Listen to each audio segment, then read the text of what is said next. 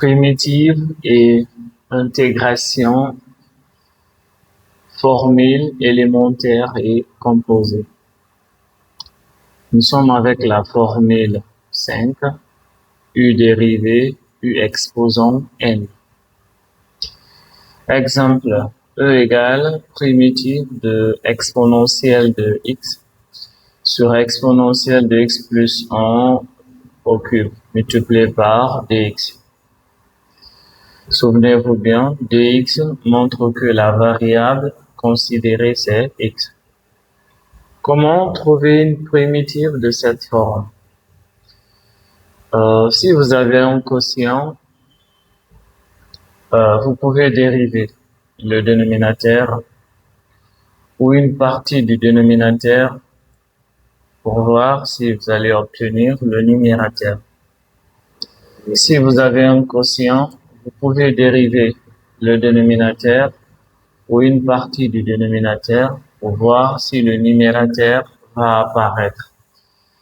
Ici, dérivons une partie du dénominateur, c'est-à-dire exponentielle de x plus 1.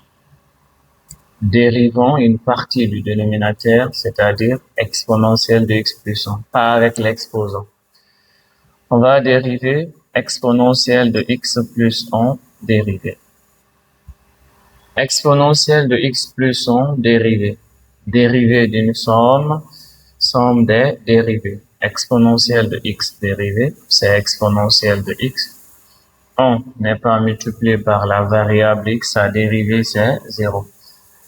Et on voit effectivement exponentielle de x apparaît et exponentielle de x c'est bien le numérateur.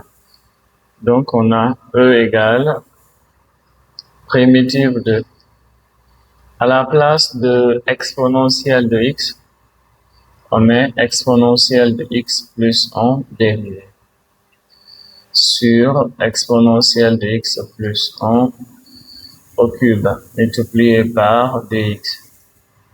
E égale, on a ici u dérivé, u exposant n. On a la forme u dérivé, u ici, i c'est exponentielle de x plus 1. Donc on a u dérivé, u exposant n. Une primitive de cette forme. Si l'expression est précédée d'un signe plus, la primitive aura un signe moins. Si l'expression est précédée d'un signe plus, la primitive aura un signe moins. Si l'expression est précédée d'un signe moins, la primitive aura un signe plus. Au numérateur, on met le coefficient de ça, parce que là, on va pas écrire la dérivée, mais c'est son coefficient. Son coefficient, c'est tout ce qui multiplie ça. Donc là, c'est 1. L'exposant, c'est 3. On enlève 1, donc 3 moins 1, ce qui est donc 2. Exponentielle de x plus 1. Exposant 3 moins 1. 3 moins 1, c'est 2. Plus une constante, c'est. Merci.